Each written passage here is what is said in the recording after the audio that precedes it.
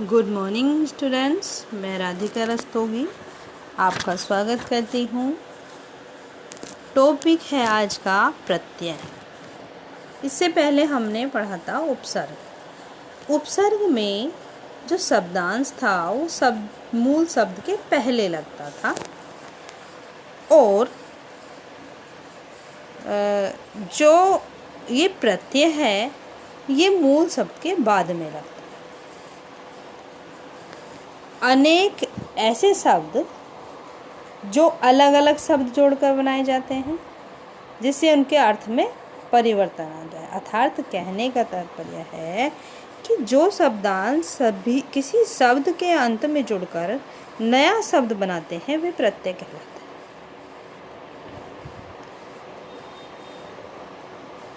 प्रत्यय कहलाते हैं।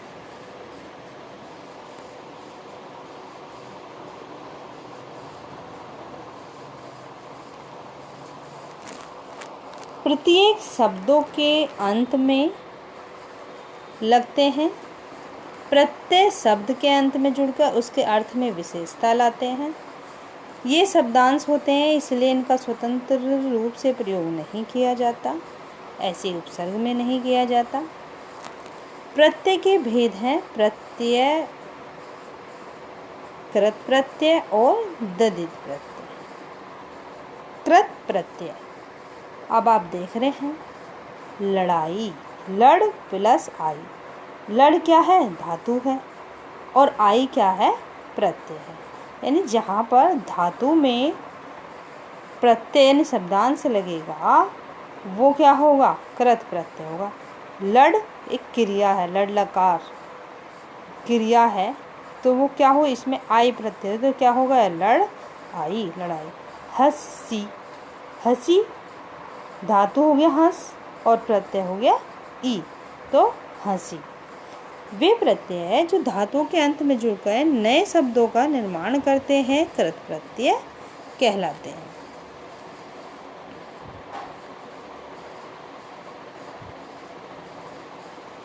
कृत प्रत्यय के योग से बने शब्द, कृत प्रत्यय के योग से बने शब्दों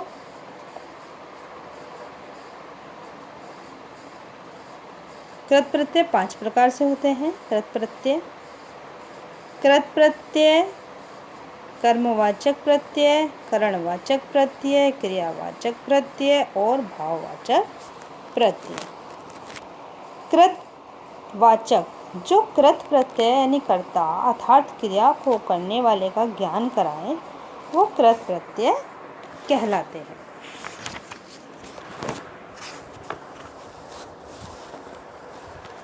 कर्मवाचक प्रत्यय जो कृत प्रत्यय शब्दों के अंत में जुड़कर कर्मवाचक शब्द बनाते हैं कर्मवाचक प्रत्यय कहलाते हैं। यानी कि जो एक एग्जाम्पल लीजिए, जैसे खिलौना, खेल है एक मूल शब्द और ओना शब्द लगाया हमने, इसमें एक खिलौना, खिलौना।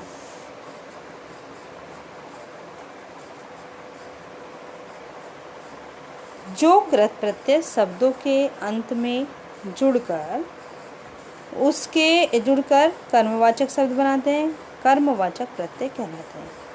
जैसे आप देखे हैं खिलौना, खेल, बिछौना, ओढ़नी इत्यादि। करणवाचक प्रत्यय जो कृत प्रत्यय शब्दों के अंत में जुड़कर करणवाचक शब्दों की रचना करते हैं करणवाचक कहलाते हैं। जैसे ठेला, झूला इत्यादि। इसमें आ लग रहा है, आकृत प्रत्यय है यानी कि कारण। भाव जो कृत प्रत्यय शब्दों के अंत में जुड़कर उसका भाववाचक संज्ञा शब्दों के रूप में किया जाता है वो क्या कहलाते हैं? भाववाचक कृत प्रत्यय। जैसे पढ़ाई, लिखाई, लिखावट, सजावट, मिलावट इत्यादि।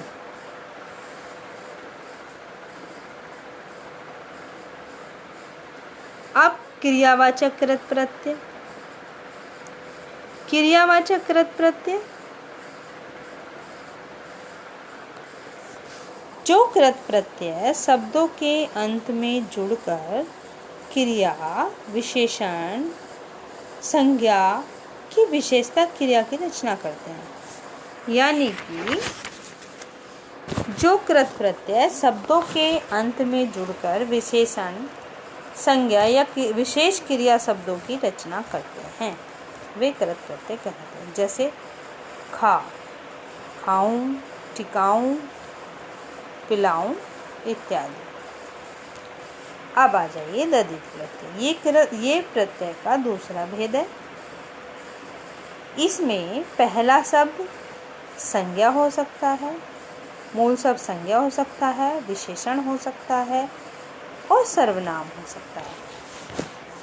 इसकी डेफिनेशन जानते हैं। वे प्रत्यय जो संज्ञा, सर्वनाम, विशेषण, अव्यय आदि के अंत में जुड़कर नए शब्दों की रचना करते हैं दधित प्रत्यय कहलाते हैं। दधित प्रत्यय के योग से बने शब्दों को दधितांत कहते हैं।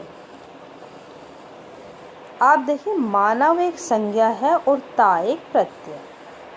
और हमने कहा उसमें क्या था, कृत प्रत्यय में क्रिया का प्रयोग किया जाता था और दधित प्रत्यय में संज्ञा, सर्वनाम और विशेषण का प्रयोग। यानी जो मूल शब्द होगा वो संज्ञा, सर्वनाम और विशेषण का होगा। अब इसमें मानव संज्ञा है और इसमें ता इसमें लगाए तो मानवता क्या हो गई, दधित प्रत्यय। लघु प्लस ता, लघु क्या है, विशेषण छोटा, ता क्या है, प्रत्यय लघुता।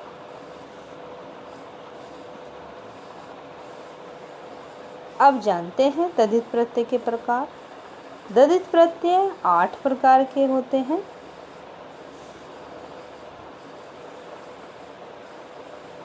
पहला है कृतवाचक दधित प्रत्यय, संबंधवाचक, गणनावाचक, स्त्रीलिंगवाचक, भाववाचक, लघुतावाचक, गुणवाचक, बहुवचन वाचक। अब सबसे पहले जानेंगे कृतवाच्य। कृतवाच्य कर्ता का बोध कराने वाले दधित प्रत्यय कृतवाच्य कहलाते हैं। जैसे सुख कोई शब्द है, सुखी, दुखी, शास्त्री इत्यादि। भाववाचक भाव का बोध कराने वाले दधित प्रत्यय भाववाचक कहलाते हैं। जैसे बुरा, बुराई, आई आ गया, इसमें आई प्रत्यय आ गया। संबंधवाचक संबंध का बोध कराने वाले दधित प्रत्यय संबंधवाचक दधित प्रत्यय कहलाते हैं। जैसे ससुर, ससुराल, मोसा, मोसेरा इत्यादि। लघुतावाचक लघु वस्तुओं का बोध कराने वाले दधित प्रत्यय लघुतावाचक। जैसे डिब्बा, डिबिया, लोटा, लुटिया इत्यादि। गणनावाचक क्रमवाचक, यानी गणना या क्रम का बोध कराने वाले दधित प्रत्यय गणनावाचक दधित प्रत्यय कहलाते हैं। जैसे 10वीं, 32वां, एक, इकहरा, दुहरा इत्यादि। गुणवाचक गुण का बोध कराने वाले। जैसे भूख, भूखा, लोभ, लोभी इत्यादि। स्त्रीलिंग वाचक दधित प्रत्यय स्त्री सूचक शब्दों का प्रयोग करते हैं, उसे स्त्रीलिंगवाचक कहते हैं। जैसे धोबी, धोबन इत्यादि।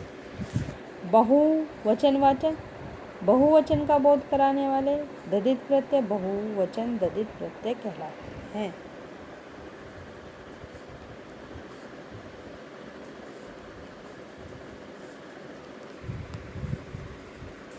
संस्कृत के प्रमुख दधित प्रत्यय, उर्दू के प्रमुख दधित प्रत्यय और एक ही शब्द में अलग अलग उपसर्ग और प्रत्यय लगाकर बनाए गए अनेक शब्द हो सकते हैं। उपसर्ग और प्रत्यय का एक साथ भी प्रयोग किया जा सकता है। जैसे मैंने कोई कह दिया उपकारी, उपसर्ग हो गया, कार मूल शब्द हो गया और ई प्रत्यय हो गया। धन्यवाद।